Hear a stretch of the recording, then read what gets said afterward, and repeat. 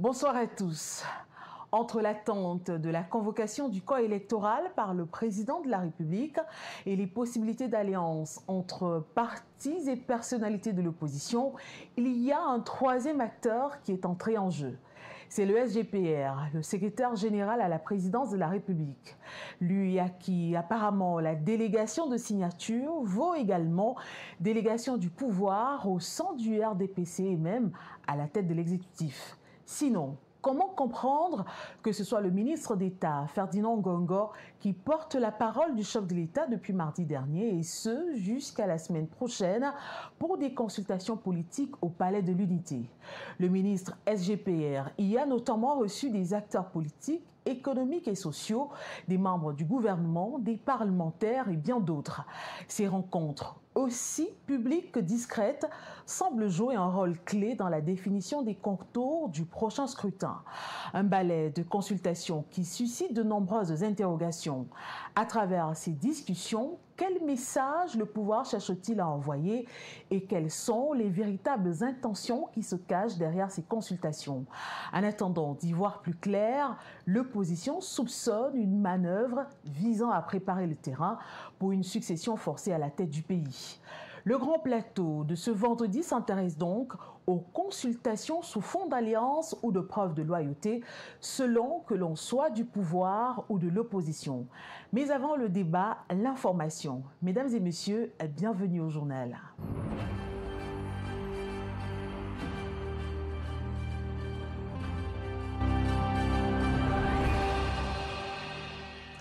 Et des nouvelles de la crise anglophone en ouverture, plus de 150 000 enfants ont disparu dans le contexte de la crise.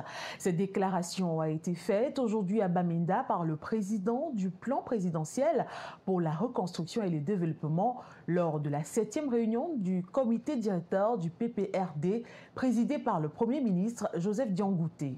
Par ailleurs, le maire de Nkambe a révélé que 1500 enfants risquent de ne pas aller à l'école l'année prochaine, une violente tornade ayant détruit les toits de certaines écoles.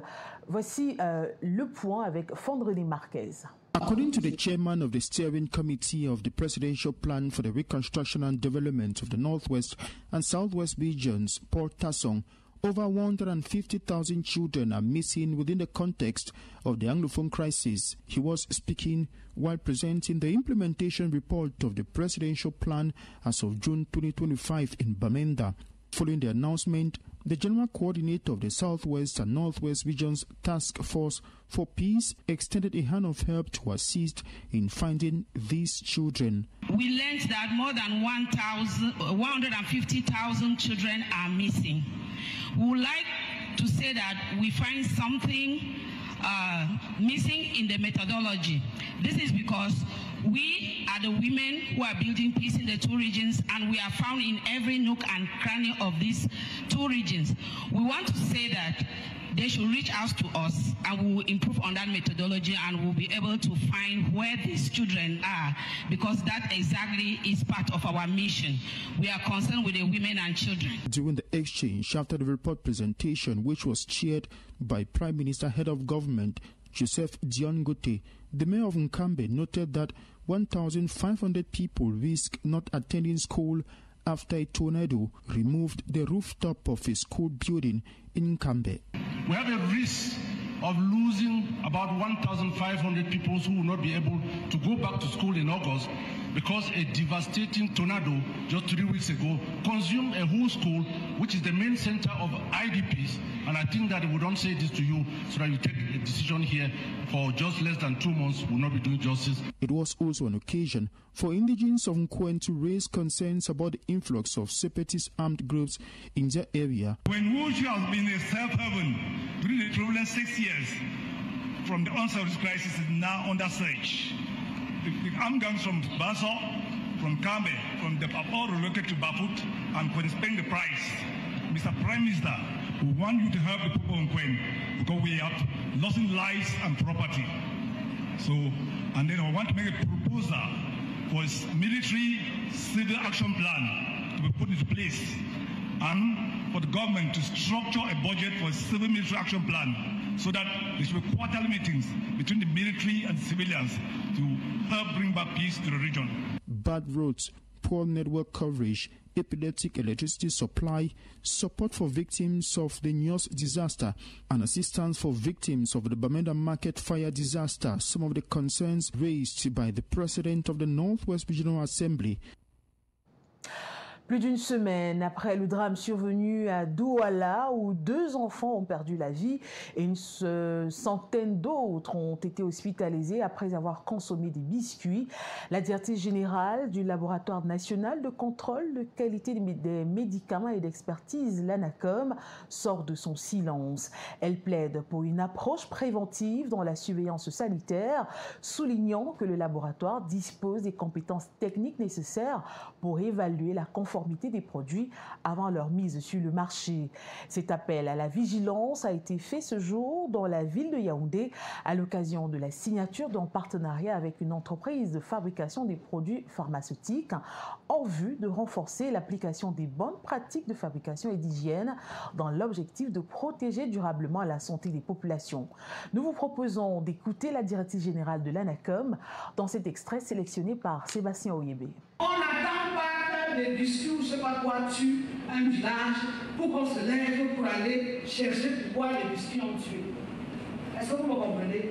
On s'arrange pour prendre des dispositions avant pour éviter que la population soit exposée à des risques sanitaires.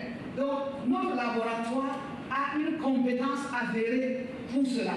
L'accompagnement dans les bonnes pratiques de fabrication, bien sûr. On s'assure avant que le produit est fabriqué dans les bonnes conditions, c'est-à-dire en respectant un environnement de production qui met les produits qui vont sortir de la chaîne de production à l'abri de ce genre de honte. Parce qu'on ne peut pas être un fabricant et on empoisonne les populations. Et naturellement, les bonnes pratiques d'hygiène. Il est aberrant et inacceptable de trouver les coliformes fécaux dans les produits alimentaires préconditionnés. Présidentielle 2025 à présent, Tiroma, Bello et Kamto sur la sellette pour former une coalition. 2 politologues originaires des régions du nord du Cameroun ont appelé Issa Tiroma Bakari, Bello Bouba Maïgari et Maurice Kamto à mettre de côté leurs divergences et à former une coalition de poids. Dans 2 lettres ouvertes distinctes, Hamadou Habibou et Bachirou Hamadou ont déclaré qu'avec la riche carrière politique de Tiroma et Bello, leurs expériences gouvernementales et leur connaissance approfondie des enjeux nationaux, la formation d'une coalition solide changerait la donne et apporterait le changement auquel les Camerounais aspirent. Fondredi Marquez a examiné ces lettres. Voici la synthèse. Ceaseless reactions have continued to emerge from various quarters, particularly in the political landscape following the announcement of Issa Tiroma Bakari and Bello Bouba Maïgari's bids for the 2025 presidential election aimed at unseating their former ally, President Paul Biya. 2 open letters penned by Bashiru Amadou and Hamadou Habibu, both natives from the northern regions, have been addressed to the leaders of the Front for the Salvation of Cameroon, FSNC, the National Union for Democracy and Progress, and other opposition political parties. In his letter, Bashiru Amadou urges Issa Tiroma Bakari and Bello Bouba Maïgari to put aside their differences and run jointly as a single candidate for the Grand North in the 2025 presidential election. He believes that joining forces will maximize their chances of success, thereby bringing about the much-needed change. He further explains that a strategic alliance between the FSNC and the UNDP, including other political actors based on a common program, shared vision and moral contract with the people, would be beneficial. According to him, their respective political careers, governmental experience and knowledge of national issues constitute major assets in proposing genuine alternatives to the current governance. Another letter from political scientist Hamadou Habibu, also hailing from the northern regions, calls on Issa Tiroma, Maurice Kamto and Bello Bouba to form a coalition to contest the upcoming presidential election.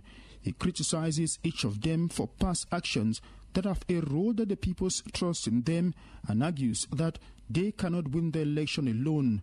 He suggests that they should put aside their personal ambitions and work together to present a single, strong candidate who can bring about change in Cameroon. The political scientist emphasizes that it is urgent and fundamental for Kamto, Chiroma and Bello to form a formidable coalition. Minute présidentielle.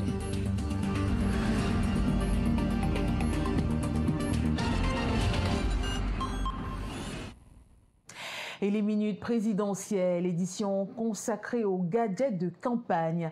Une bonne partie du budget des partis politiques ou des candidats en course pour l'élection présidentielle est généralement consacrée à la confection des gadgets de campagne. Ces outils contribuent à la visibilité du candidat. Et la quantité produite ainsi que la qualité peuvent être déterminantes pour la suite, nous dit Roland Tapi.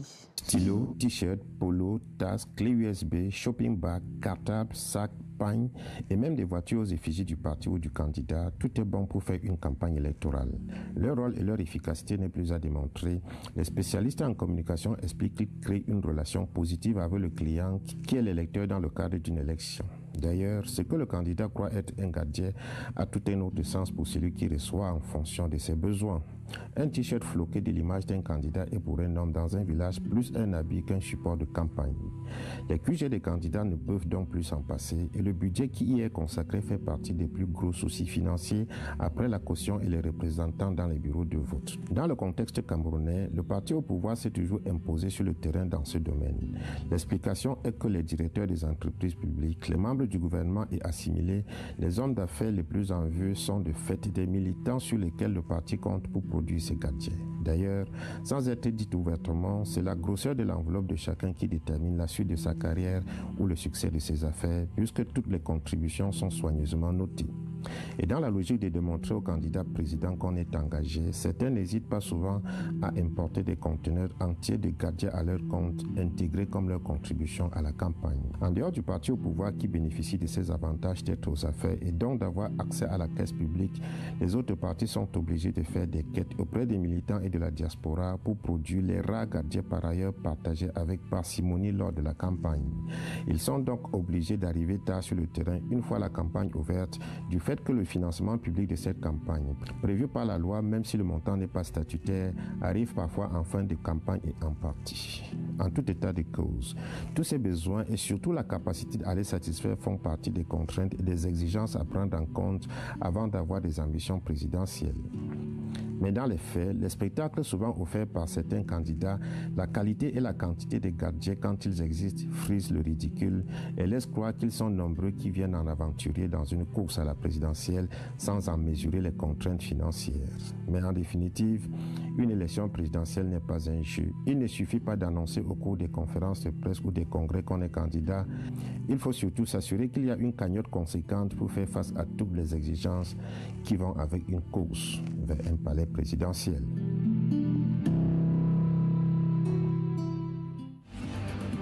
Minute présidentielle.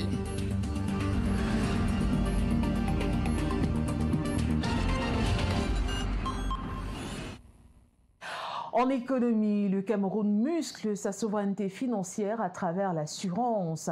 L'Assemblée nationale a adopté cette semaine un projet de loi instaurant la cession légale en assurance. Ce texte oblige les compagnies à reverser une part de leurs primes à un organe public afin de réduire les pertes de devises estimées à 45 milliards de francs CFA par an, renforcer le marché local et garantir une meilleure couverture des sinistres majeurs. Si le projet est salué pour sa portée stratégique, des voix de l'opposition ont appelé à davantage de clarté sur les taux de cession, les mécanismes de gestion et les garanties de bonne gouvernance afin d'éviter les erreurs du passé. Sébastien Oyébé nous en dit davantage dans cet élément. Le Parlement camerounais vient d'adopter une loi imposant aux compagnies d'assurance de céder une part de leurs primes à un organisme public. L'objectif est de freiner les sorties de devises estimées à 45 milliards de francs CFA par an, de renforcer la souveraineté financière et de créer un marché local capable de couvrir de gros sinistres comme celui de la Sonara. La loi entend aussi réduire les pertes fiscales et réorienter l'épargne vers l'économie nationale. Il introduit des obligations de déclaration des dépôts en espèces, des versements trimestriels et des sanctions sanctions allant jusqu'à 50 millions de francs CFA. Une période de transition d'1 an est prévue. Le député Koupit Adamou de l'UDC salue l'initiative, mais regrette l'absence de taux de cession clairement défini. Ça voudrait dire que le Parlement signe un chèque en blanc au gouvernement. Et nous avons exigé que le gouvernement fixe un taux pour que nous, le parlementaire, en leur donnant l'onction d'aller retenir cette quotité, qu'on sache qu'en même temps, ça ne va pas asphyxier les compagnies d'assurance. Le parlementaire soutient les sanctions prévues, mais alerte sur la gestion future du réassureur public. Nous, on n'a rien à redire par rapport à la sanction. Parce que dès lors... Non, attendez. On fixe une sanction pour qu'elle joue un effet dissuasif. C'est-à-dire que la crainte d'être sanctionné vous amène à vous conformer à la loi.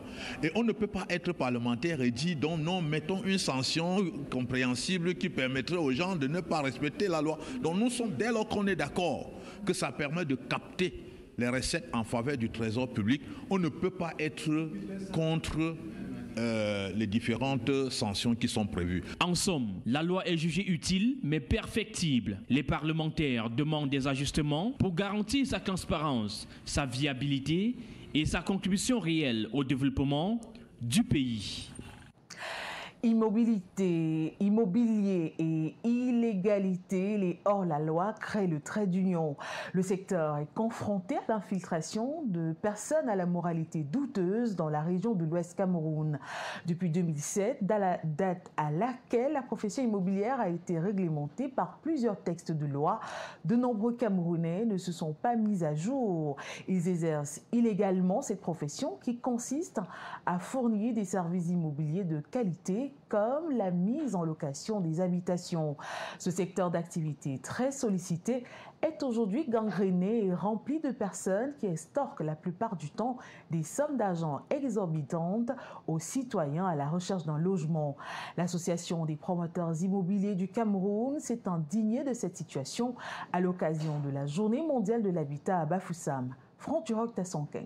N'allez pas voir les gens qui mettent les contreplaqués en route en indiquant avec les numéros de téléphone.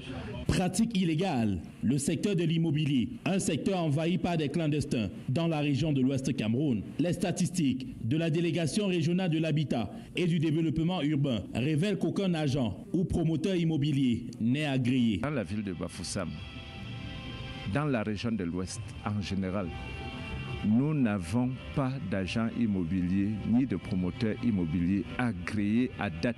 Sur le terrain pourtant, les acteurs multiplient les opérations et la plupart du temps sans satisfaction des acquéreurs, lesquels n'ont généralement aucune voie de recours. C'est un secteur d'activité qui est truffé d'arnaqueurs. Voilà la difficulté. Et c'est ce qui fait qu'ils ne sont pas parfois satisfaits, ils sont abusés et le tout est joué.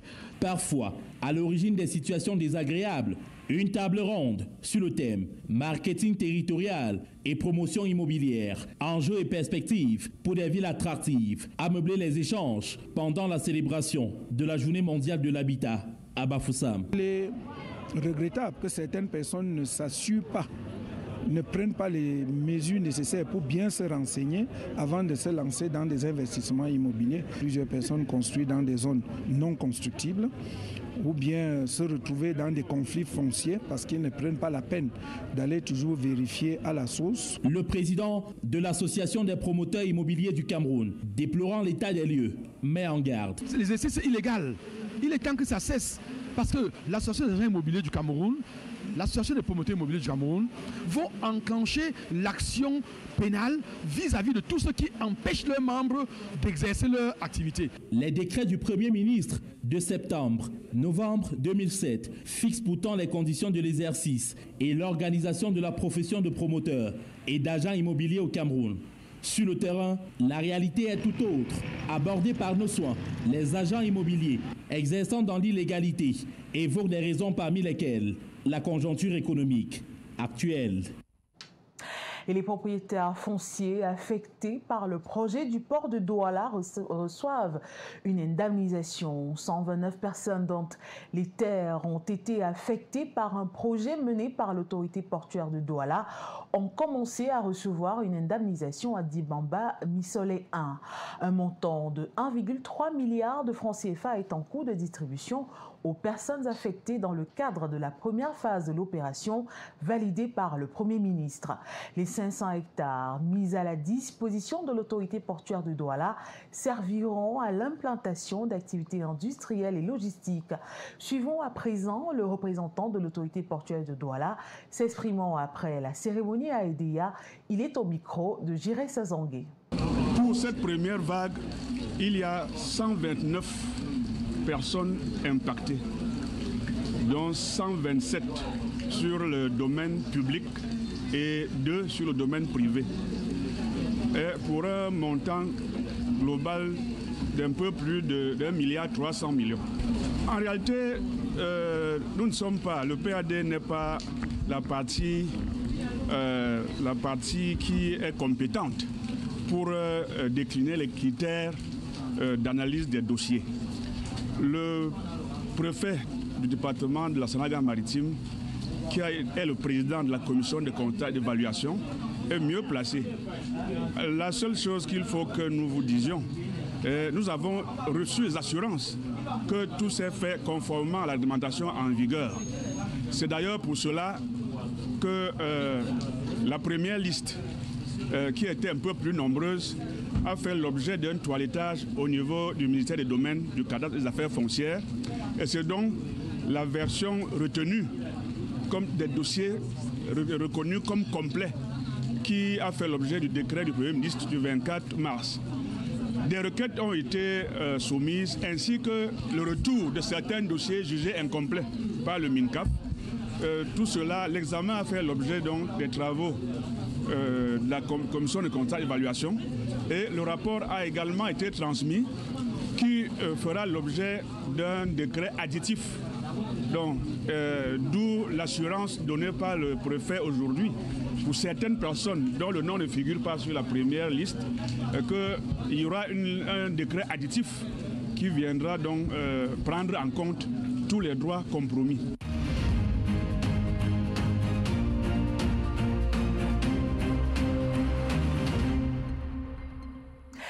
Et la deuxième partie du grand plateau qui s'ouvre à l'instant par cette interrogation.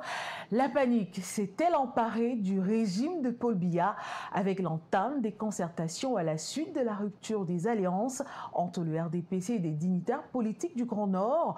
Le ministre d'État, secrétaire général de la présidence de la République, Ferdinand Ngongo, a convoqué des parlementaires, membres du gouvernement et hauts cadres du RDPC pour une remobilisation de tous afin de recoller les fractures laissées au sein de l'établissement par les départs de Issa Tiroma Bakari du FSNC et Bello Bouba Magari de l'UNDP. Si en face, ces partis du Septentrion se rapprochent du MRC de Maurice Kamto et d'autres leaders de l'opposition, dans l'appareil gouvernant et le RDPC, des hauts commis de l'État et grands camarades de Paul Biya doutent que les très hautes instructions qui dirigent le pays viennent de l'homme du 6 novembre 82. Voici un tableau de la situation peint par Jean-Paul Chouniat.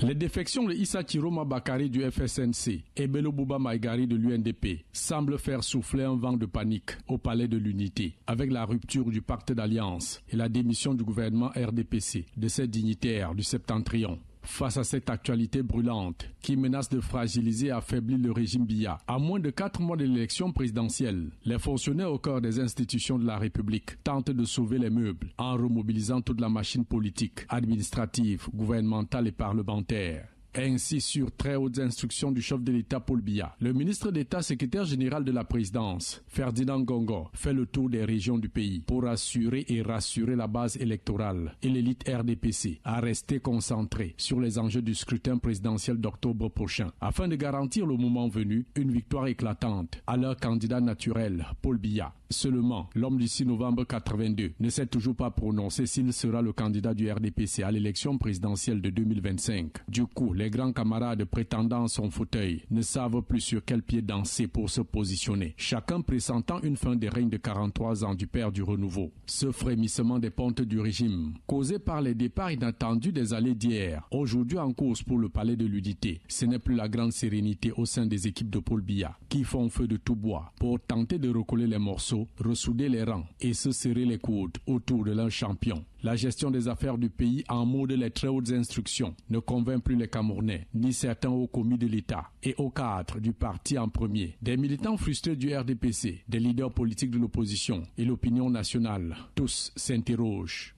Où se trouve le président Biya, qui a reçu le mandat du peuple camerounais pour que ce soit un fonctionnaire nommé, fût-ce avec délégation permanente de signature, de rassembler les tenants du pouvoir législatif, mobiliser des ministres, l'appareil administratif et sécuritaire. La longue attente de près de 5 ans de la tenue du Conseil des ministres, le Conseil supérieur de la magistrature, le remaniement ministériel, l'impossibilité pour les alliés Issa Chiroma et Bello Bouba Maïgari de rencontrer leurs partenaires politiques sont autant de faits qui laissent croire que ce n'est plus le président Biya absent et diminué physiquement qui dirige le pays. Et ainsi lui accorder un autre mandat de 7 ans serait laisser le Cameroun continuer d'être gouverné par des hautes instructions dont le chef de l'État n'a jamais donné. La panique se serait-elle donc emparée du pouvoir du renouveau juste après la rupture des pactes d'alliance UNDP, FSNC, RDPC et démission des dignitaires du Grand Nord et à quelques jours de la convocation du corps électoral? Merci Jean-Paul Chouniat et je peux donc recevoir les invités du grand plateau de ce soir, le représentant du Manidem et groupe de Douala, le docteur Richard Itoké. Bonsoir et bienvenue sur le grand plateau. Bonsoir. Et bonsoir nos auditeurs, bonsoir mes copanélistes. À vos côtés, Basile Etogo du RDPC, communicant RDPC, juriste. Bonsoir et bienvenue Basile. Bonsoir Madame Tanda, bonsoir tous mes co-panélistes. Merci pour l'invitation et l'honneur que vous m'avez toujours accordé. Merci d'honorer l'invitation, en me permettant Basile, de participer à cette très belle émission d'ailleurs. Et avec nous également, il est dans le secrétariat du MP3, Benjamin Gongan. Bonsoir, bienvenue. Bonsoir Madame Tada, merci beaucoup pour l'invitation et bonsoir aux copanélistes. Tout près de vous, Benjamin, j'accueille le représentant du MRC. Il s'agit de Serge Youmbi, il est inspecteur régional pour le littoral 1. Bonsoir et bienvenue Serge. Bonsoir madame, c'est un plaisir renouvelé d'être une fois de plus convié à votre débat pour échanger les affaires de la société qui sont des affaires politiques. Alors, l'on annonce, Serge, j'ouvre avec vous, l'on annonce des rapprochements entre le MRC, l'UNDP, le MRC, le FSNC, le SDF et l'UNDP. Le SDF n'est pas sur ce plateau pour en parler, mais puisqu'on parle du MRC, on peut estimer que vous êtes en route pour une alliance ou encore nous n'en sommes que pour parler. Déjà, ce qu'il faut rappeler à tous vos millions de téléspectateurs, c'est que le MRC et le président Kamto est un candidat ouvert. Ouais. Et je pense qu'il sera prématuré ici de dire de façon péremptoire que nous sommes rapprochés des X ou des Y. Actuellement, comme dans toutes les chaumières, on est dans des consultations. Et je pense qu'au moment venu, vous saurez qui est avec qui n'est pas avec qui. Mais en attendant, Mamadou Mouta auprès de Issa Chiroma, on parle d'une négociation, d'une potentielle rencontre entre Issa Chiroma et Maurice Kamto. Qu'en est-il? Oui, je vous ai dit, nous sommes dans la phase de consultation. D'accord. Donc, c'est prématuré de dire au grand public ce qu'on est en train de se dire. Mais disons-nous que nous retenons que le MRC est ouvert à tout acteur politique en dehors du RDPC. Alors, docteur Richard Itoké, le groupe de Douala a rencontré des responsables de l'UNDP hier. Aujourd'hui, ils ont rencontré du FSNC. Qu'est-ce que vous vous êtes dit? Qu'est-ce que vous leur avez proposé? Nous partons toujours sur l'idée première qui est de ne pas fragmenter les voix de l'opposition et de trouver une candidature consensuelle sur un programme assez fort pour aller affronter le monstre RDPC. Monstre dans le sens péjoratif du terme. Donc, non, monstre, être un monstre n'a rien de positif à la base. Oui, monstre peut être positif, mais là, j'insiste sur le sens péjoratif du terme. D'accord. Donc, c'est toujours le même langage. Nous rencontrons des gens en s'assurant qu'ils sont ouverts au dialogue. Parce qu'il faudra, à un moment ou à un autre, que tous ces grands noms de l'opposition s'asseyent. Et jusqu'à présent, personne ne l'a dit non. Tout le monde s'accorde à dire que, unis, on peut être plus fort. Donc, nous continuons les consultations et bientôt, les gens se réuniront. Nous sommes convaincus qu'une candidature forte sortira. De l'opposition? De l'opposition. Grâce au groupe de Douala, peut-être? Grâce, non. En fait, c'est surtout grâce à la bonne volonté des uns et des autres. Ouais. Parce que nous, quand on fait une intermédiation, nous n'avons pas la formule magique, mais c'est aussi un exercice pour que chacun des leaders de l'opposition montre à quel point le Cameroun passe avant sa propre personne. Tout à fait. Benjamin Ngonga, au MP3, est-ce que vous avez été approché? On parle d'alliance chez vous. Comment, en tant que, j'ai envie de dire, jeune parti, même si vous n'êtes plus très jeune, comment vous appréciez cette scène où des acteurs politiques de l'opposition semblent vouloir se mettre ensemble? Non, c'est une initiative forcément très intéressante. Non seulement on a été approché, mais on a eu des séances de travail avec le groupe de Douala, par l'entremise d'ailleurs du Manidem qui avait commencé à avoir une sympathie, puisque nous avons au moins comme racine commune les idéaux de Ouniobé. Nous sommes un parti souverainiste très ancré dans les valeurs panafricaines et nous avons toujours souhaité que s'il devait émerger un mouvement commun ou collectif pour cette candidature, que ce soit fait sur, bien sûr, les idées et non pas sur une question de personne. Et la démarche en ce sens du groupe de Douala, qui a essayé de rapprocher tout le monde pour essayer de trouver un programme de consensus, c'était la bonne démarche à laquelle nous avons souscrit. Notre candidat Samuel Eramiyodi a participé à des séances de travail avec M. Ekanet et M. Sambaka. Voilà, donc c'est une initiative qu'il faut saluer. Et je souhaite quand même rappeler que dire qu'on veut une candidature de consensus ne veut pas dire que l'opposition c'est une seule personne ou un seul parti politique. Nous ne sommes pas battus, les gens ne sont pas combattus dans ce pays pour mettre fin au régime, au parti unique, UNC, pour qu'on retombe dans une opposition unique. Le Cameroun est fait de différentes visions du pays. Il faut faire coexister ces visions. Peut-être une unicité circonstancielle. Même pas. Il ne faut pas croire qu'on va faire émerger une seule personne, parce qu'il faut comprendre l'enjeu. On dit effectivement qu'il est difficile de battre le RDPC parce que, bien évidemment, le RDPC, non parce qu'il est tout puissant et que sur les 30 millions que nous sommes, il y en a 28 millions qui sont adhérents du RDPC, non. Simplement que le RDPC, depuis qu'il a pris les leviers du pouvoir, utilise les leviers de l'État pour assurer son hégémonie. Donc, quand on organise une élection présidentielle, par exemple, comme celle qu'on va avoir, il va s'appuyer bien sûr sur l'administration. Quel sous-préfet irait s'opposer à la décision d'un venant du MINAT de canaliser telle ou telle chose dans le sens du parti au pouvoir? Donc, dans ce sens-là, oui, il faut qu'en face, l'opposition se mobilise pour que la population, c'est elle seule qui peut faire front à cette utilisation abusive des leviers de l'État, du RDPC, pour dire malgré toutes ces tentatives d'empêchement que le RDPC va mettre en place, il y aura un soutien populaire envers la proposition alternative, le programme de consensus que l'opposition a proposé. Et même si demain on veut faire des fraudes, on va barrer ça, on va surveiller ça et on va empêcher que ça se passe.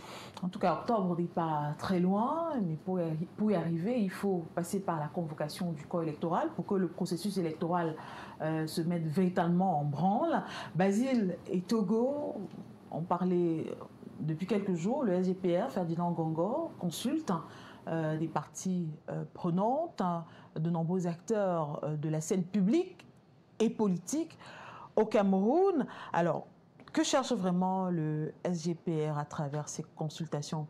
Prépare-t-il tout simplement le terrain pour 2025? Le SGPA est un collaborateur, pour ne pas le dire, un très proche collaborateur du chef de l'État. Madame Tanda, je vais dire à l'attention, n'est-ce pas, de Madame Tada, et je vais dire à l'attention, n'est-ce pas, de ceux qui nous écoutent, nos téléspectateurs, que au sein de la présidence de la République, il y a près de 20 services. Et le secrétaire général en est un, ainsi que le cabinet civil, sans compter la Commission nationale de la lutte contre la corruption et autres, contrôle supérieur de l'État. Et le chef de l'État peut déléguer des instructions à qui il veut, qui fait partie de ces 20 services-là.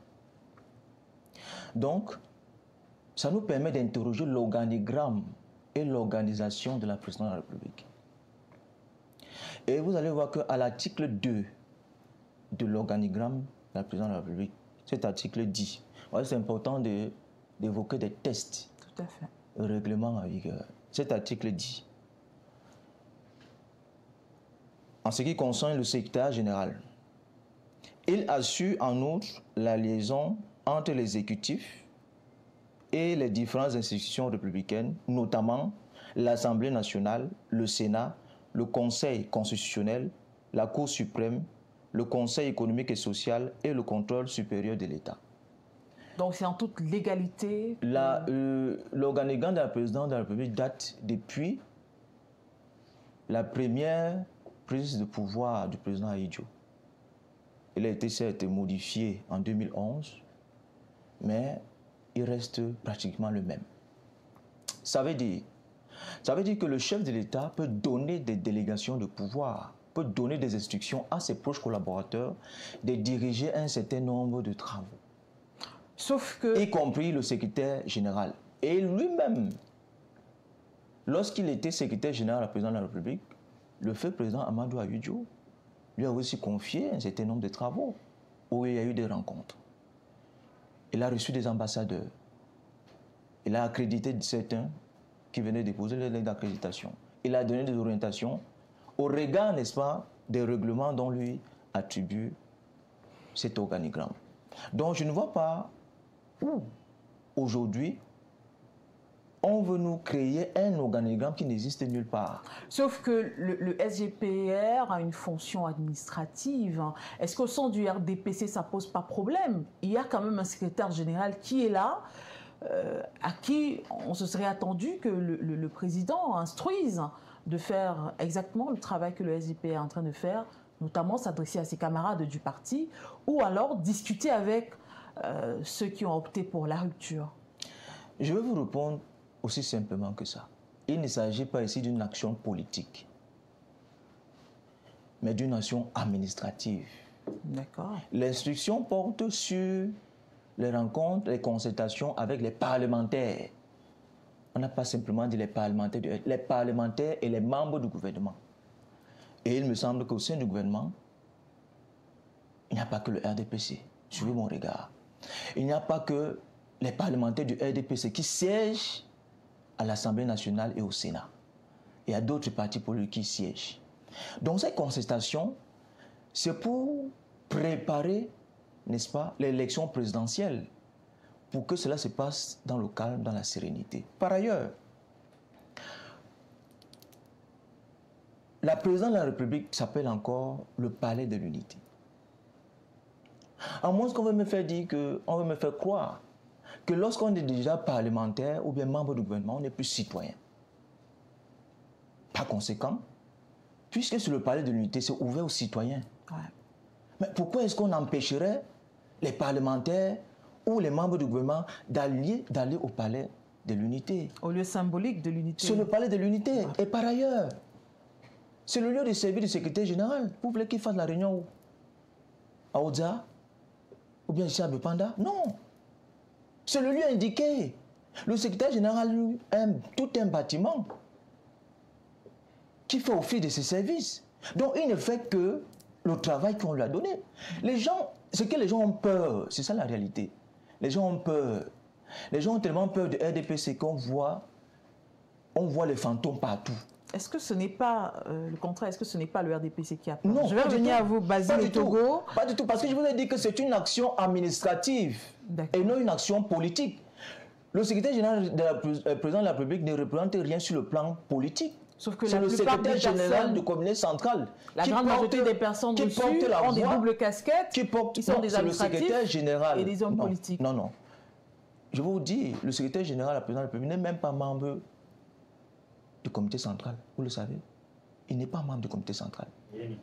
Je vais revenir à vous. Il n'est pas membre du comité central. Je vais revenir à vous. Permettez-moi de m'adresser à Serge Youmbi. Comment est-ce que vous appréciez ces consultations du secrétaire général à la présidence de la République, Ferdinand Ngongo? Est-ce que ça ne symbolise pas des préparations en coulisses ou alors ce sont de simples consultations, comme nous fait croire le RDPC? J'avoue que, madame, je suis largué lorsque je suis basé. Parce que là, ils veulent noyer le poisson. Et c'est pour cette raison qu'ils font souvent l'amalgame dans la gestion du pays. Le RDPC a son organigramme. On connaît caractère, il y a le président. Et selon les partis politiques, chez eux, il y a le secrétariat et les consorts. La consultation dont le SGP a fait, c'est une consultation politique. Or, lorsqu'on regarde l'organigramme du RDPC, en réalité, il ne revenait pas au SGP de faire cette consultation. Il ne faut pas avoir plus de 2 neurones pour constater ça. Ça, c'est d'un. De deux, par cette consultation, on comprend tout de suite que, en réalité, le RDPC n'est pas l'appareil politique aussi puissant qu'on nous le présente. Parce qu'en réalité, si elle fonctionnait normalement, ce n'est pas le SGP qui devait faire cette consultation. Tout à l'heure, il venait de dire que c'était ouvert à tous les députés. Mais bon sang, je ne sais pas si, je ne sais pas lire. Je ne crois pas avoir vu 180 députés dans cette salle. C'était typiquement les députés ressortissants du Grand Nord. Et cette consultation, c'était par rapport aux démissions du ministre Issa Chiroma et l'annonce de candidature de Bello et l'annonce de la candidature du ministre Bello. Ce n'est pas sorti de nulle part. C'est justement pour répondre à cette démission que le SGP a convoqué cette consultation. Donc, et cela pose un problème de gouvernance, madame. Je vais vous dire quelque chose. Vous voyez souvent que j'ai souvent l'habitude de poser la question aux militants du RDPC. Le MINAT est-il, parce que lorsqu'il pose certaines actions, j'ai souvent envie de poser la question, est-ce que c'est un camarade politique RDPC qui pose l'action ou bien c'est le ministre de l'administration territoriale? Parce qu'il a souvent l'habitude de confondre cette casquette-là. Et c'est pour cette raison que nous, partis d'opposition, nous avons beaucoup de peine à fonctionner dans ce pays. Parce que le MINAT est d'abord le camarade politique de M. Togo. Vous n'allez pas me dire que celui qui est RDPC, qui a une carte, en même temps il est MINAT, lorsqu'il va gérer les dossiers, par exemple du MRC, du RDPC, il aura tendance à favoriser le MRC. Je pense que non. Il aura tendance à favoriser le RDPC. Et c'est pour cette raison qu'eux, ils n'arrivent pas à faire cette différence. Et nous avons d'autant plus compris que c'est pourquoi lorsque vous prenez notre chantier, le chantier numéro 1 sur le Parti républicain, il va falloir à certains niveaux qu'on arrive à séparer l'homme politique de l'homme administratif. Et c'est pour cette raison que si vous poussez la réflexion plus loin, vous allez vous rendre compte que même nos chefferies traditionnelles sont aujourd'hui devenues, sont infiodées par la politique. Résultat de course, ça détruit la société. Si vous avez en face de vous un sociologue, il va vous dire qu'à partir du moment où le chef appartient à un parti politique, lui qui est censé réguler, entre guillemets, sa population, ça commence à créer des fissures. Parce que celui qui n'appartient pas à son parti, comment est-ce que le chef va l'administrer? Et c'est ça donc que le RDPC n'a pas compris. Et c'est pour cette raison que vous allez vous rendre compte que plus nous allons nous approcher de la période électorale, c'est-à-dire, c'est vrai que c'est la semaine prochaine, la commission électorale, vous allez vous rendre compte que le RDPC, ça doit fonctionner comme une machine qui a planté. C'est-à-dire, il y aura un dysfonctionnement. On ne saura pas qui fait quoi. Parce qu'en temps réel, premièrement, ça ne devait pas être la présidente qui devait faire ces consultations. Ça devait être dans leur base. Dans leur base. Parce que, comme il vient de le dire, c'est le palais de tous les Camerounais. Est-ce que nous aussi, nous pouvons faire des consultations au niveau du secrétariat général? puisqu'il s'agit du palais de tout le Cameroun? Je pense que c'est non. Deuxième des choses, il est important, et ça pose aussi un problème, c'est par là que je sors, les maisons des partis au Cameroun. Pour ceux qui connaissent l'historique de ces maisons-là, ça a été bâti, je peux dire, par l'ensemble des forces vives de la nation. Mais aujourd'hui, vous constatez que le RDPC s'est accaparé de cette maison et dit c'est la maison, c'était maison des partis, mais c'est devenu maison du parti RDPC. Alors qu'en réalité, on devait permettre à tous les partis politiques d'exploiter cette salle pour faire leurs réunions. Donc, comme résultat de course, le RDPC fait l'amalgame entre l'homme politique et l'homme administratif. Benjamin Ngongan, ces consultations ne sont-elles pas la preuve que les départs de Issa Tiroma et Bello Bouba, d'une certaine façon, ont fait mal au RDPC? Bien sûr. Monsieur Etoga est un juriste. Il préfère s'accrocher sur des textes pour nous embrouiller. Je voulais lui rétorquer avant de répondre à votre question en reprenant un autre texte signé du président de la République, un décret qui date de 1994. C'est le statut général de la fonction publique. Le secrétaire général, donc, qui est bien collaborateur, proche collaborateur, comme il a dit, du président de la République, est d'abord et surtout un fonctionnaire payé par les Camerounais. Et dans ce statut, qui est très bien écrit, il y a un article 40 qui dit que tout fonctionnaire est tenu à la discrétion et à la réserve. La réserve, ça veut dire quoi? On ne doit jamais connaître les opinions philosophiques, politiques, religieuses et même syndicales d'un fonctionnaire. Donc, dans n'importe quelle circonstance, un Camerounais doit savoir que M. Ngongo favorise le RDPC. Il ne doit pas savoir si un directeur de cabinet civil, qui soit plein ou adjoint, est pasteur. On ne doit jamais avoir ce genre de choses parce que ce sont des fonctionnaires de l'ensemble de la nation. Avant cet exercice, ce monsieur Ngongo était également venu ici à Douala. Il ne travaille pas que au Palais de la République, heureusement, de l'Unité, affublé d'un chapeau à l'effigie de notre président. À l'époque, on célébrait, je crois, les 40 ans, en tout cas un anniversaire pour le parti politique. Donc, c'est pour dire à quel point ce parti est habitué à faire le mélange des genres. Et il se trouve qu'en ce moment, il y a une petite crise qui naît du fait qu'il n'avait peut-être pas prévu que des alliés aussi importants que M. Bello Bouba Maïgari de l'UNDP ou M. Issa Tiroma puissent sortir, en tout cas dénoncer de manière aussi nette l'alliance qu'ils ont construite depuis à peu près 28 ans quand même. Et comme ces deux personnes ont dénoncé quand même une chose importante, c'est que la personne avec qui ils ont signé cette alliance-là ne répond plus, n'est plus joignable. Hyper accessible. La première réponse qu'on a en face, c'est de quoi? C'est d'envoyer encore un envoyé pour convoquer les autres qui restent dans le bateau pour dire attention, ne partez pas tous. Quel aveu de chèque! Quel mauvais geste, j'ai envie de dire. On vous dit que le problème qui fragilise notre alliance, c'est que le chef, dans votre côté, n'est plus en capacité de gérer ce pourquoi il a été mis en place. Mais la première chose que vous faites, au lieu de montrer donc que ce chef est toujours en capacité, on va encore chercher un Tchinda. Vous confirmez que ce que les alliés qui partent disent, que ce sont les Tchinda qui sont en train de gérer le Cameroun. Et bien évidemment que c'est une réunion politique.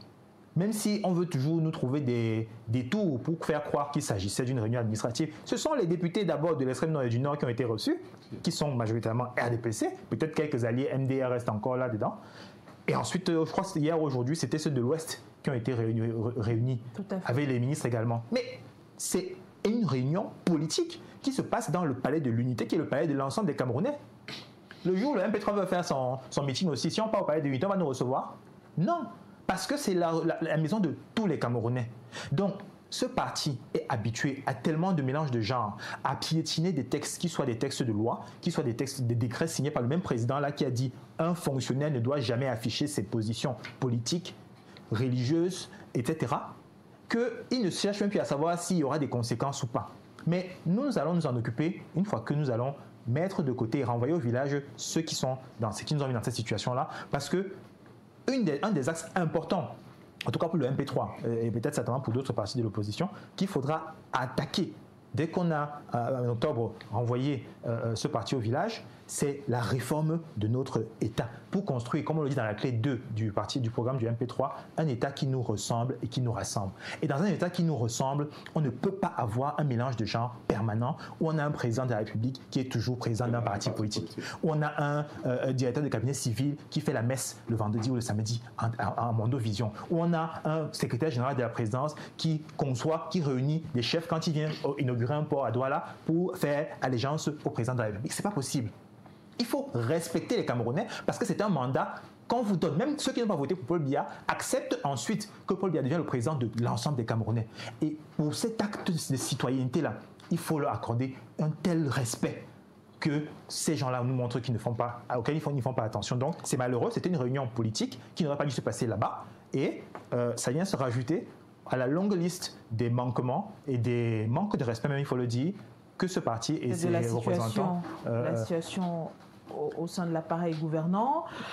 Docteur Richard Itoke, le SGPR, qui n'a pourtant aucune casquette politique, semble se positionner au cœur de la préparation du prochain scrutin. D'après vous, quel rôle pourrait-il y jouer? Il joue sa propre partition. Je suis toujours amusé quand je suis en face des gens du RDPC. Ils vous parlent toujours avec un ton martial. Vous savez, chaque fois qu'on utilise la violence, c'est qu'on n'a plus d'arguments. C'est un régime... Monsieur Togo est près de vous et il a semblé très... plutôt bienveillant. Donc, non, tout à l'heure, vous n'avez pas... Moi, je savais lorsqu'il parlait. Parce qu'il voulait faire la démonstration de l'action administrative du secrétaire, etc. Il était très sérieux, les martial, machin. Et c'est la technique, hein. Ça va, si vous n'êtes pas convaincu, on vous effraie, que vous croyez. Mais en réalité, ils disent tout. Le danger, c'est plus de prendre des gens pour des tarés. Et depuis que vous comportez comme ça, en faisant des tarés, on leur impose ce qu'on veut. S'ils veulent comprendre, en fait, on leur dit ce que les choses sont. Ils doivent l'accepter. Tout a toujours été imposé. Même il y a une lecture en ce moment. C'est ce que les politiciens savoir que là, au sein du RDPC, il y a au moins 3 personnes qui veulent la place du calife. Je me trompe. Et l'affaire Martinez-Zogo est une belle illustration des deux camps qui sont farouchement opposés. C'était une parfaite démonstration. Mais c'est plus grave. Quand Issa Chiro m'a dit, le gars avec qui il avait ce deal, il ne le voit plus, il ne sait même plus si le gars est... C'est très grave. Mais il ne le dit pas en l'air. C'est une pertinence dans son truc. Et ça, sociologiquement, c'est plein de signes. C'est plein de signes. Ça veut dire que le bateau n'a plus... de capitaine. Oui. Le bateau n'a plus de capitaine. Et maintenant, ils peuvent vouloir masquer ça comme ils veulent. Tout le monde l'a lu. Le drame, c'est que nous vivons à une époque où les réseaux sociaux, parfois ils nous rendent service, parfois ils nous favorisent, mais les choses vont tellement vite. Les informations circulent à un rythme.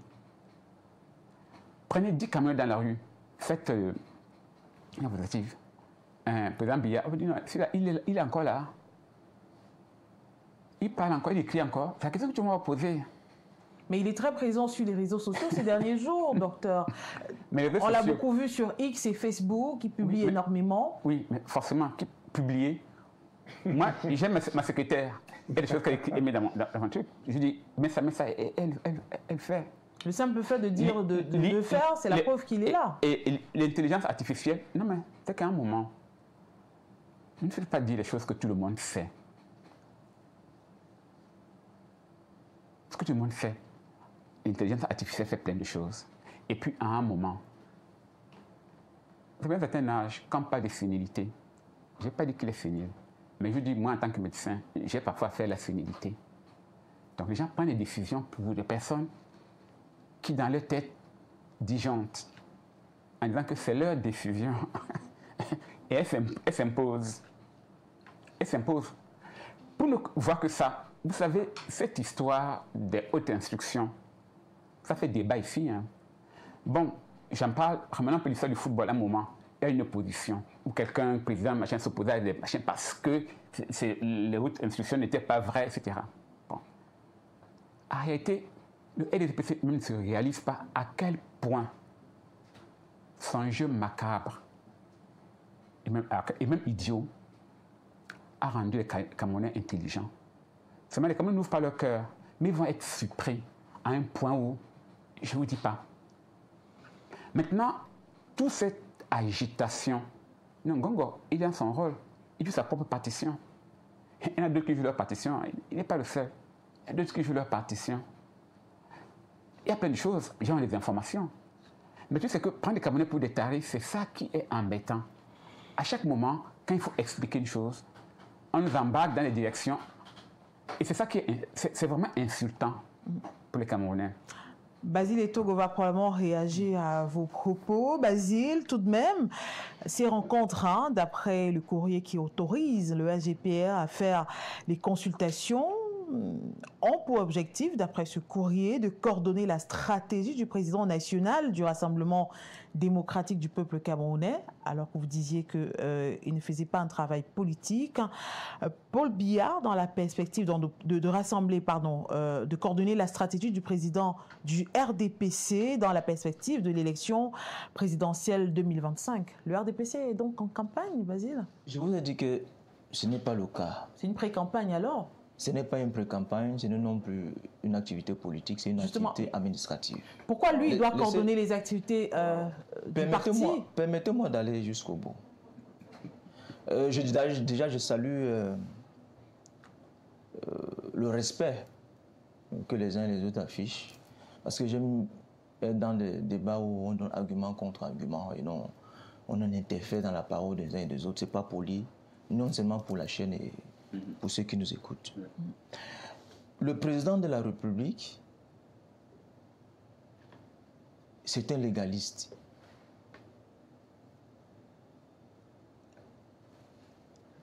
Et il tient sa légalité de la Constitution.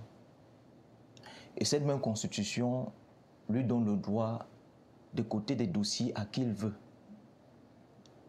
Que ce soit au Premier ministre, chef de gouvernement, que ce soit au directeur du cabinet civil, qui gère les affaires privées, que ce soit au secrétaire général, la présidente de la République, qui gère les affaires administratives.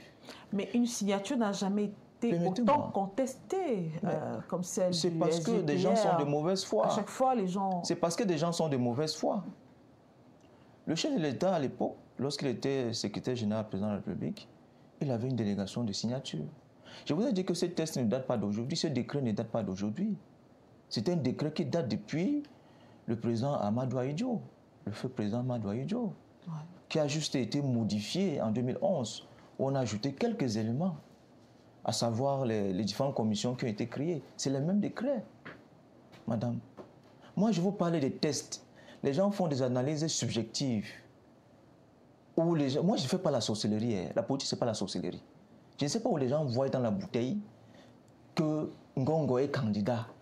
Je ne sais pas où les gens voient ça. Personne ne l'a dit sur c'est ce que les gens disent. Qu'il joue sa partition, ça veut dire que c'est lui. Peut-être qu'il joue pour un autre candidat. Non, s'il vous plaît. Soyons sérieux. Soyons sérieux. Les mots ont tout un sens. Le secrétaire général ne joue pas sa partition. Il exécute les instructions. Il ne peut pas prendre sur lui le fait de convoquer des gens si ce n'est pas le chef de l'État qui lui a donné la latitude de le faire. Mais tout de même, Basile... Pourquoi je le dis? Parce que et je vais éluder, je vais enlever ça d'un revers de la main. Sur ce message subliminal qui voudrait dire qu'il joue sa partition. Mais l'article 27, alinéa 3 des statuts de RDPC sont clairs. C'est le président national qui est le candidat statutaire à la présidence de la République. Je ne sais pas si le ministre d'État Ngongwa a déclaré sa candidature. Je ne sais pas. Léon Téléonana nous fait savoir que la candidature de Paul Biya aujourd'hui serait illégale. Non, pardon, laissez cet amusant. Il le dit sur la base des textes du RDPC, qui n'a pas tenu de congrès depuis très longtemps. J'ai d'abord apprécié la qualité dont le débat était tenu. Maintenant, je vois que les gens... Vous permettez de vous relancer. On m'empêche de parler. Chers messieurs, s'il vous plaît, permettez-moi de relancer. Je suis champion. Je vous en prie, je suis champion. Respectez au moins la dame. On retrouve les bonnes habitudes. Je demande au moins qu'on te respecte. Allez-y. Je vous en prie. Allez-y. Je croyais que les gens étaient courtois, mais c'est pas le cas. Allez-y. Je vous en prie, Basile. Merci. Donc, je veux dire que le secrétaire général de la République, secrétaire général président de la République, à mon sens, n'a pas déclaré des candidatures. Peut-être les gens le savent, mais à date, je n'ai aucune information de ce qu'il a déclaré la candidature au point de convoquer des gens pour jouer sa partition. Il n'y a aucune partition qu'il est en train de jouer. Il est en train de suivre les instructions du chef de l'État, le Sénat pour bien. Par ailleurs, vous avez dit que M. Télé Onana, écoutez, lui-même sait que les textes du parti sont clairs. Pour qu'un autre candidat se présente à l'élection présidentielle, il faut qu'on modifie l'article 27 alinéa 3. Justement, il a appelé ses camarades aussi longtemps que ce n'est pas modifié. Non, il peut appeler. Nous sommes en politique. Hein. Écoutez, nous sommes en politique. Les gens ont l'impression que ça c'est nouveau. Non, c'est au RDPC, nous sommes habitués à la difficulté. Nous aimons même la difficulté. Justement, Basile, vous êtes le seul représentant du RDPC sur ce plateau. Souffrez que certaines questions vous soient adressées de façon directe, les questions qui concernent le RDPC ou l'État du Cameroun. Je suis ouvert. Heureusement pour nos téléspectateurs, Basile. Tout de même, la question qu'on peut se poser, pourquoi le chef de l'État insiste à faire de Ferdinand Ngongor sa main directe? Les gens se plaignent, les hautes institutions sont de plus en plus contestées et l'un des démissionnaires de ce gouvernement estime que les hautes institutions n'émanent pas toujours de celui qu'on sait. Mais pourquoi insister? Pourquoi ce soit toujours Ferdinand Ngongor et pas quelqu'un d'autre dans l'appareil, soit du RDPC, soit du gouvernement? Il y a quand même un Premier ministre qui aurait pu jouer ce rôle.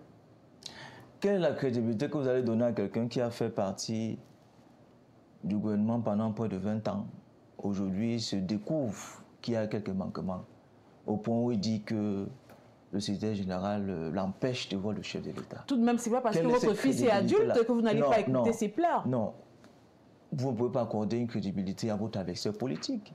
C'est un peu comme si le professeur Maurice Kamto qui avait dit que le chef de l'État était décédé jusqu'à écrire au Conseil constitutionnel pour conseiller la vacance du chef de l'État, vous accordez une crédibilité.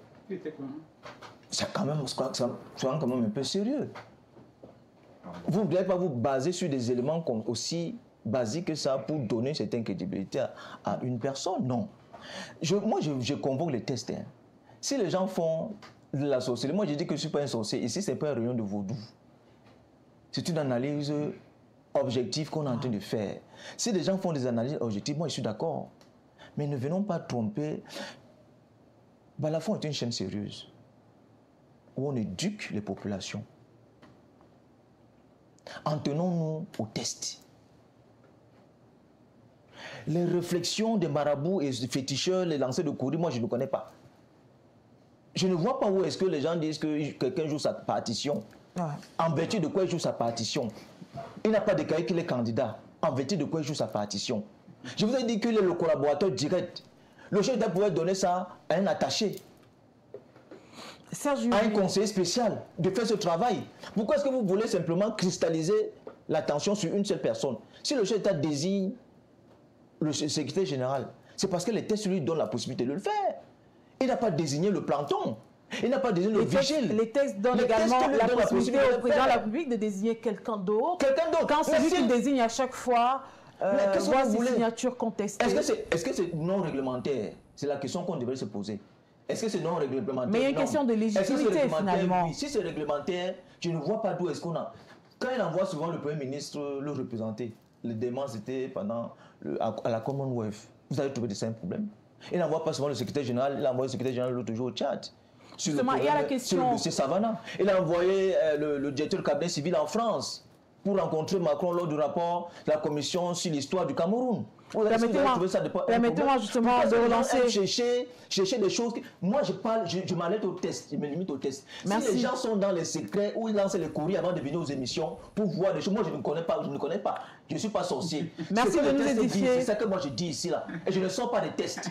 Donc je laisse la latitude aux gens qui sont habitués à lancer les courriers au sol avant de venir aux émissions. Merci de nous édifier sur l'aspect légal du statut du SGPR Basile, mais permettez-moi, Serge Youmbi, je rebondis par la sortie de Basile.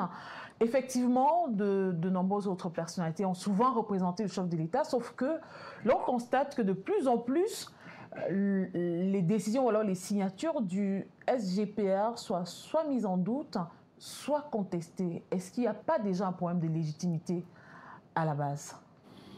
Déjà, je vais répondre à Basile. Lorsqu'il dit que le président Kamto a déclaré la mort du président de la République, ça n'a jamais été le cas. Lorsqu'il parle de la vacance du pouvoir, effectivement, c'est pour revenir à votre préoccupation, où on constate qu'il y a de plus en plus de hautes instructions. Lui, il fait quoi? Lui, il fait quoi? Il est président, il fait quoi? Et c'est pour cette raison qu'on vous dit tous les jours, lorsqu'on est fatigué, on doit prendre la retraite. Il a donné ce qu'il pouvait donner à son niveau, qu'il laisse d'autres essayer. Je suis fier d'avoir un médecin sur le plateau. Lorsque vous passez, c'est-à-dire tous les jours qui se passent, vous perdez des milliards et des milliards de neurones. Vous vieillissez. Le corps. Mais à partir du moment où il est fatigué, pourquoi ne pas laisser d'autres essayer? C'est dans ce sens qu'on dit vacances du pouvoir. On n'a jamais dit qu'il est décédé. Et ce qui me dérange, c'est que ils sont encore dans l'ancien logiciel. Lorsque je parle de il, je parle du RDPC. L'ancien logiciel qui a été imposé par le colon. Où ils font la politique sans élégance, sans honte. Si je peux te tordre le cou, ça c'est leur façon de voir la politique. Si je peux te tordre le cou, tant pis pour toi, c'est la politique. Or, les autres nations ont compris qu'on ne fait que la politique de cette façon. Regardez par exemple en Afrique de l'Ouest, vous comprenez que les gens sont maintenant dans un nouveau logiciel. Parce que, dites-vous bien madame, un gouvernement camerounais un peu comme votre équipe nationale en Coupe du Monde, ça veut dire que si vous alignez des mauvais joueurs ou des mauvais membres du gouvernement, au niveau des relations internationales, diplomatiques, économiques, on va vous écraser. Regardez comment le monde tourne. C'est les pays les plus pauvres qui souffrent quand les patrons décident. Quand je parle de patrons, c'est ceux qui ont les moyens. C'est ceux qui ont une bonne politique gouvernementale. Mais vous voyez qu'à chaque fois qu'il y a guerre à des milliers de kilomètres, le Cameroun subit. La guerre en Ukraine, vous connaissez ce que ça a fait dans votre panier. Justement parce que eux, ces gens-ci n'ont pas encore compris qu'il faut changer de logiciel. Il faut venir, je gère un peu, vous venez, vous gérez un peu. Parce que même la nature est démocratique. Pour que vous puissiez consommer un fruit, madame, la saison de pluie arrive, fait son beau temps. Après la saison sèche, pour que la plante germe. Parce que si nous avons la saison de pluie toute une année, la plante ne doit pas germer. Hein. Ou bien la saison sèche, la plante ne va pas également germer. Donc même la nature est démocratique. Ce que les gens n'ont pas compris. Bon, ils sont allés plus loin. Le RDPC aujourd'hui se présente comme un gène létal, c'est-à-dire un gène appelé à mourir. Parce que ce que nous sommes en train de voir, ils n'ont pas pris le temps de fabriquer quelqu'un, le dauphin. En fait, le président n'a pas pris le temps de fabriquer son dauphin. Et actuellement, ce sont des factions qui essaient de se neutraliser à la tête de l'État. Conséquence directe, c'est nous, le bas peuple, qui subissons. Et c'est pour cette raison que vous voyez la peine avec laquelle Basile est en train de s'exprimer sur ce plateau, où il parlait des Coris. Parce que lui-même, consciemment, sait que eux n'ont plus la possibilité de gérer ces pays. Et j'interpelle donc les Camerounais. La semaine prochaine, probablement, on va conclure le corps électoral. Et en octobre, nous allons aller aux élections. Chers Camerounais, chères Camerounaises, je m'adresse surtout aux femmes parce que vous êtes les plus nombreuses. Vous faites 50-60% de la population camerounaise. Dites-vous bien que ça, c'est l'année de notre année. Et il est temps que vous vous rendiez massivement aux urnes le jour des élections pour changer radicalement ce système. Parce que moi... La période de campagne n'est pas encore ouverte. Ce n'est pas la campagne, parce que je ne parle pas du MRC ici. Moi, j'appelle à la conscience du Camerounais de tous bords. Parce que si on ne change pas ces gens-ci, nous avons encore 50 ans de souffrance. Parce que leur logiciel est encore vraiment je ne pense pas que c'est même Pentium 1. Ils sont encore à l'étape du Cro-Magnon où ils ne savent pas que pour gérer la cité, il faut que vous venez, vous partez, d'autres viennent et partent. Docteur, vous vouliez réagir rapidement? Oui, je dit que la loi d'entropie, pour ceux qui ont fait de la physique, ça c'est que la loi d'entropie. En réalité, il vient un moment où, et c'est la loi d'électrique, un système vit en fonction de certaine manière, mais chaque fonctionnement a ses propres limites, sa propre contradiction, et commence à mourir de l'intérieur.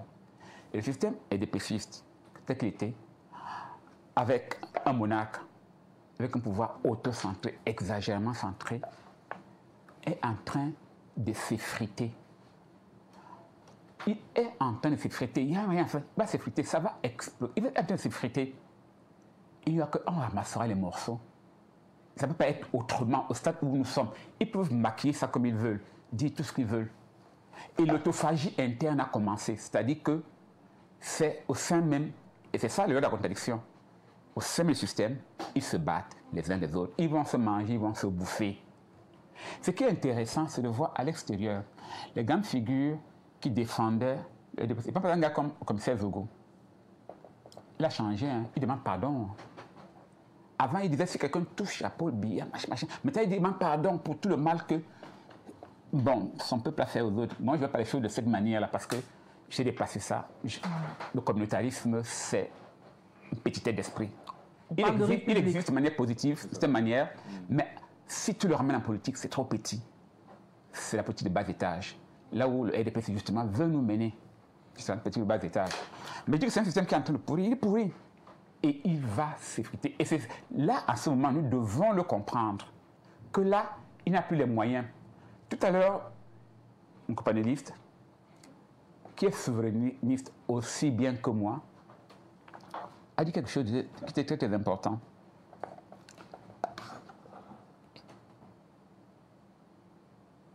Bientôt, le moment vient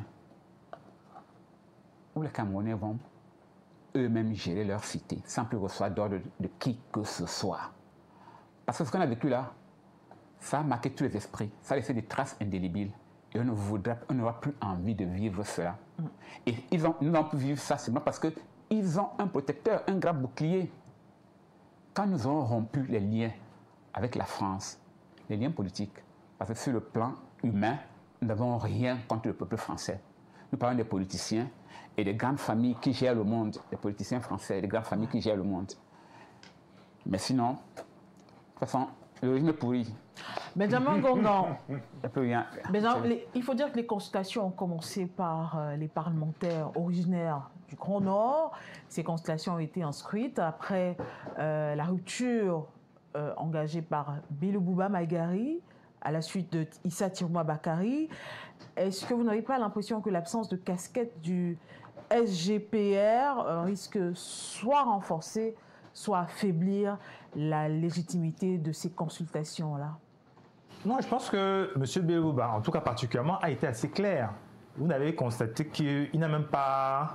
Il ne s'est pas beaucoup exprimé. Il ne s'est pas beaucoup. Bon, c'est la nature de l'homme, certes, mais en tant que ministre, fils du ministre d'État, il aurait dû naturellement se diriger au Premier ministère et remettre sa démission, ayant constaté qu'il n'était plus. Non, il a dit sa position, elle émane du fait qu'il a une alliance politique. Son parti, l'UNDP, a une alliance politique avec le parti cousin, puisque le RDPC n'est qu'une émanation avec l'UNDP, de l'ancien UNC du président Ahidjo. Donc, il avait une alliance politique avec son homologue dans l'autre parti, RDPC, qui est le président de la République, Paul Biya, qui était aussi président national du parti RDPC. Et si cet homologue ne réagit plus, ce n'est pas avec le Premier ministre, encore moins avec son Tinda SGPR qui va traiter. Non. M. Bello-Bouba a lui-même été secrétaire général adjoint en 1975. On ne pensait même pas encore quand M. Ngongo pouvait devenir ce qu'il est aujourd'hui. Donc, il connaît comment fonctionnent les services de la présidence de la République. Il sait que s'il veut avoir quelque chose de concret, il doit aller traiter directement avec le roi. Voilà. Donc, ce qui se passe là... Et même si je ne suis pas d'accord et je trouve que c'était pas suffisamment pertinent qu'il fasse cette démarcation en allant présenter sa candidature, je crois que tous les Camerounais doivent analyser ce qui se passe avec attention. Ouais. Parce que ce sont des gens. M. Etoga essaie peut-être de faire une copie de ce que M. Tirouma faisait il y a longtemps, où il nous disait le chef de l'État est omniprésent. Même quand vous ne voyez pas, il est là, il travaille. Mais quel est ce chef d'État qui ne visite jamais de salle de classe au Cameroun, qui ne visite jamais d'hôpitaux, qui ne visite jamais les chantiers, dit-on, de transformation, de grande ambition? L'a-t-on vu pour l'ouverture de l'autoroute, en tout cas le tronçon qui a pu être livré enfin entre Yaoundé et Douala? L'a-t-on vu pour l'inauguration du nouveau pont entre Maroua et le Tchad? Non. Qu'est-ce qu'il fait, effectivement, comme disait le compagnie, qu'est-ce qu'il fait pour devoir toujours envoyer des représentants sur les sujets simples comme sur les sujets importants? Le monde est en train de subir des bouleversements importants. Et on a un président de la République qui travaille 4 jours dans l'année pour les vœux en janvier, pour la fête de la jeunesse, pour la fête du 20 mai, et après, à la fin de l'année, il vient faire son discours pour dire que l'État se porte bien. Mais quel manque de respect au peuple qui lui a donné mandat de gouverner. C'est un homme qui est dans c'est-à-dire, il est dans les arcanes de l'État depuis tellement longtemps qu'on devrait s'attendre à un peu plus que ce qu'il nous a offert ces dernières années. Donc, monsieur, que ce soit M. Belou Maïgari ou M. Chiroma, le message qu'ils sont en train de donner là doit être perçu comme un signal d'alerte important. Parce que si même eux sont capables de venir dire vraiment, ça ne répond plus de l'autre côté, c'est qu'on doit vraiment faire attention à, premièrement, la panique qui va s'emparer du système RDPC, parce que ce soit au sein de l'État comme dans le parti, le chef est contesté. Vous avez parlé de M. Onana, effectivement, M. Léon Tellier, qui est militant au même titre que M. Basile Togo, et en plus d'être militant, il est élu, peut-être ce que M. Togo n'est pas encore aujourd'hui. Il a quand même une très bonne connaissance, j'ose espérer, des textes du parti dont il est membre. Et s'il a été capable d'aller contester ça devant un tribunal qui n'a pas dit que c'était faux, le tribunal a dit que je ne suis pas compétent pour me prononcer. Mais le tribunal n'a pas dit que ce qu'ils disaient était faux. Donc, ça veut dire qu'il y a effectivement un sujet de légitimité qui a à traiter là-dedans. On arrive dans un stade où, donc, comme je disais, le président est à la fois contesté dans son parti, comme dans sa fonction de président de la République, par ses alliés, qui disent que non, celui-là, moi je ne vois plus, je ne sais pas si je vais... Ça nous donne une situation problématique. Problématique qui fait que quelqu'un qui a l'expérience de M. Paul Biya, après ce que le Cameroun a subi dans les années 80, quand il prenait la fonction, ne devrait pas nous ramener encore dans une histoire où on doit avoir des doutes sur le rôle de tel ou tel dans le fonctionnement de l'État. Il devrait nous assurer la clarté jusqu'à la fin de son mandat et repartir se reposer en bon, comme il a souvent dit. Donc nous sommes quand même, et c'est vraiment dommage qu'on en arrive là, à devoir attendre un signal des hautes instructions de quelqu'un à qui on a donné mandat, s'il était capable de gérer encore. Il a dit en 2018 qu'il pouvait encore gérer. Il a encore dit dans son discours de fin d'année 2024 qu'il avait encore toute l'énergie, dit-il. Mais cette énergie, elle se manifeste par quoi? Par la multiplication des intermédiaires. C'est encore le Premier ministre qui est parti à Bamenda cette semaine. C'est M. Ngongo qui doit rassembler les parlementaires du RDPC pour parler de la préparation de la campagne. Demain, c'est Mme Kochakoutes qui va aller inaugurer je ne sais pas quel autre projet non abouti du régime du renouveau. Mais de qui se moque-t-on? Il y a un vrai problème, et un vrai problème de légitimité qui est en train de se poser dans le parti, comme j'ai dit, et ensuite un vrai problème de fonctionnement qui apparaît de plus en plus net, parce que si celui qui a inventé la maxime, le chef de l'État est omniprésent, nous informe que cette maxime n'est plus vraie, alors là, je pense que malgré les jérémiades et les entourloupes que ne vont pas manquer de faire, essayer de faire les communicants du RDPC, tous les Camerounais vont devenir clairement informés que non, c'est notre moment. C'est le moment de reprendre la main sur ce pouvoir qui a été délité, qui a été vraiment décomposé par le RDPC vieillissant. Et donc, il faut faire ce qu'il faut faire en choisissant un nouveau leadership en octobre prochain. Basile Togo, est-ce que des consultations opérées par quelqu'un qui n'a pas de casquette politique ne risquent pas créer l'effet inverse escompté par celui qui l'a justement mandaté? Lorsque j'écoute les différentes délégations, parce qu'il faut dire que cela dénote d'un calendrier. Ouais. Ce ne sont pas tous les parlementaires et les membres du gouvernement qui sont reçus au même moment. Il y a un calendrier, c'est jusqu'au 8. Et lorsque j'écoute les différentes interventions de ceux qui sont passés le premier jour, dans le 1er juin, on comprend effectivement qu'il y a un engouement à rassurer le peuple camerounais, il y a un engouement à accompagner le chef de l'État. Et vous voyez la sérénité que j'affiche sur ce plateau. Ce sont les autres qui sont en panique. Hein. Et pourtant, ils sont... Vous êtes habituellement très serein, hein, c'est une qualité. Alors qu'ils sont 3 contre 1. Mais ils sont en panique. Moi, je suis serein. Je connais le RDP, c'est 40 ans d'existence juridique. C'est 40 ans de haute stratégie politique. Et ce n'est pas aujourd'hui que la politique a commencé. Hein. On a connu pire que ça en 92, lorsque il y a l'avènement du multipartisme. On avait prédit la mort du RDPC. Mais des années après, le RDPC continue à vivre. C'est pour vous dire que les gens vont mourir.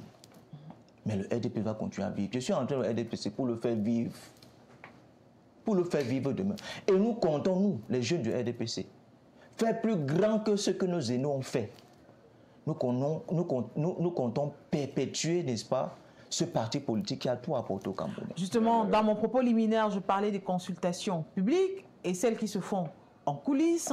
Il se dit que dans le RDPC consulte beaucoup les jeunes, mais ça se fait en coulisses. La réalité est que... J'ai l'impression que vous aussi, vous avez été non, consulté. Je suis parfaitement informé de ce qui se passe. D'accord. Si vous voulez savoir, je sais ce qui se passe. Les défections des uns, je connais. Mais sauf que l'opposition... Et des jeunes qui ont reçu de nombreuses promesses. L'opposition elle-même, en tout cas, je parle de ceux qui sont ici, ne savent pas ce qui se passe réellement. Ils ne savent pas si c'est une stratégie, c'est ce que les gens disent. Ou alors, c'est vraiment une défection et des candidatures qui sont à la base des projets. Eux-mêmes ne le savent pas. Ils doutent. Eux-mêmes le disent, hein, qu'ils doutent des défections de Issa Chiroma, du ministre Bello. Mais moi, je sais ce qui se passe. Dites-nous alors. Je n'attendais pas que je vienne déclarer, bien divulguer les secrets. Ça veut dire que les compromis sont en train, les compromis sont en train de se préparer. Nous sommes de ceux qui pensent que, et le chef d'État lui-même l'a dit en 92, en politique, il n'y a pas d'ennemis perpétuels. Il n'y a pas non plus d'amis perpétuels. Ceux qui sont partis, connaissez le nombre de personnes qui bousculent pour être avec le RDPC maintenant. À l'heure où je vous parle. Connaissez le nombre de personnes? Dites-nous. Énormément. Énormément de personnes. Vous savez que 3 élus de l'UNDP ont démissionné et ont rejoint le RDPC hier. Vous le savez, Madame Tada. Donc, vous ne connaissez pas donc les autres. Ça, c'est ceux qui sont officiels, qui ont officiellement démissionné. Vous ne connaissez pas ceux qui sont derrière. Vraiment, en 2025, je pense que les gens vont prendre le cahier et le bic.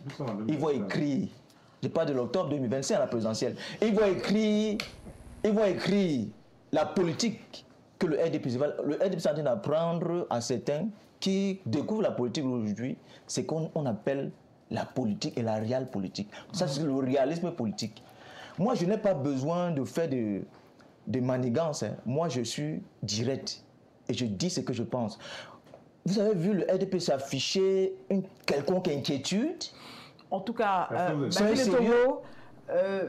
dès ce week-end, hein, et ce jusqu'à, je crois, jusqu'au 12 ou 14, nous sommes dans l'attente de la convocation du corps électoral. Les partis politiques sont dans la ferveur qui a souvent cours pendant la période électorale. On va vous dire merci, chers messieurs, d'avoir été des nôtres. On va probablement se retrouver la semaine prochaine pour discuter des questions politiques, parce que l'heure au Cameroun est à la présidentielle à venir. Mesdames et messieurs, les regards sont tournés vers octobre 2018 et le signal pourrait être donné dans 2025. Le signal pourrait être donné dans les toutes prochaines heures ou les tout prochains jours. Merci à vous, Basile, docteur. Merci d'avoir été des nôtres, Benjamin et Monsieur Youmbi. Mesdames et messieurs, on vous souhaite de passer un agréable week-end. Ne décrochez pas, le meilleur c'est sur Balafon Télévision.